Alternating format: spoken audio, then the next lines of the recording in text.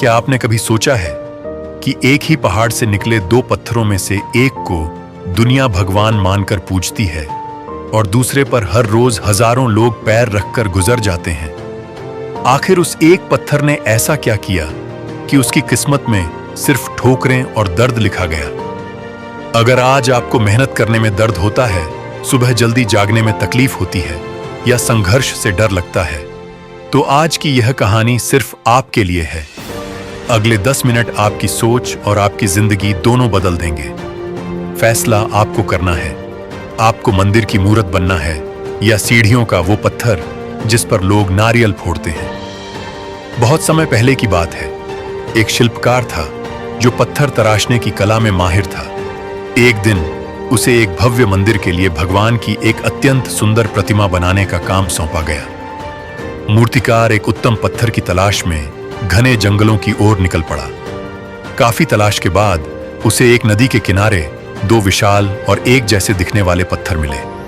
मूर्तिकार ने सोचा, ये दोनों पत्थर बेहतरीन हैं। इनमें से एक मेरी मूरत बनेगा और दूसरा मंदिर के काम आएगा। उसने अपना थैला खोला और अपनी छैनी और हथौड़ा निकालकर पहले पत्थर पर काम शुरू किया। जैसे ही मूर्तिकार ने पहले पत्थर पर अपनी छैनी से पहली चोट की, पत्थर के भीतर से एक दर्द भरी चीख निकली। पत्थर बोला, रुक जाओ, मुझे बहुत दर्द हो रहा है।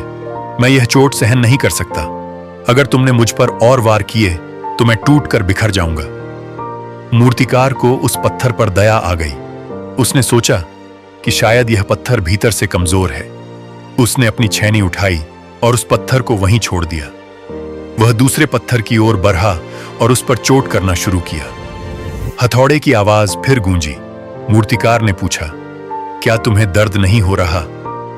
दूसरे पत्थर ने जवाब दिया, दर्द तो बहुत है, मेरी रूह तक कांप रही है, लेकिन मुझे पता है कि आप मुझे बर्बाद नहीं कर रहे, बल्कि मेरे अंदर छिपे भगवान को बाहर निकाल रहे हैं। प्रहार जारी रखिए, मैं हार नहीं मानूंगा। हफ्तों बीत गए। वह मूर्तिकार दिन रात उस दूसरे पत्थर को तराशता रहा। धूप, प्यास और थकान के बीच भी पत्थर चुपचाप चोट सहता रहा। धीरे धीरे उस बेजान पत्थर से भगवान की एक अलौकिक और सुंदर प्रतिमा उभरकर सामने आई। मूर्ति इतनी दिव्य थी कि उसे देखते ही शांति का अनुभव होता था। मंदिर का उद्घाटन हुआ। हजारों लोग दर्शन के लिए आए। उस सुंदर मूर्ति को मंदिर के गर्भगृह में सोने के सिंहासन पर स्थापित किया गया। लोग फूल चढ़ाते, दूध से अभिषेक करते और श्रद्धा से सिर झुकाते। तभी पुजारियों को याद आया कि मंदिर की सीढ़ियों के पास नारियल फोड़ने के लिए एक पत्थर की कमी है। मूर्तिकार ने उसी पहले पत्थर को मंगवाया जिसने दर्द सहने से मना कर दिया था। उसे मंदिर की सीढ़ियों पर बिछा दिया गया। अब विडंबना देखिए, जो लोग मंदिर आते वे उस दूसरे पत्थर मूर्ति की पूजा करते, लेकिन मंदिर में घुसने से पहले अपने पैरों का पूरा वजन उस पहले पत्थर पर डाल देते। हर भक्त उस पत्थर पर जोर से नारियल फोड़ता।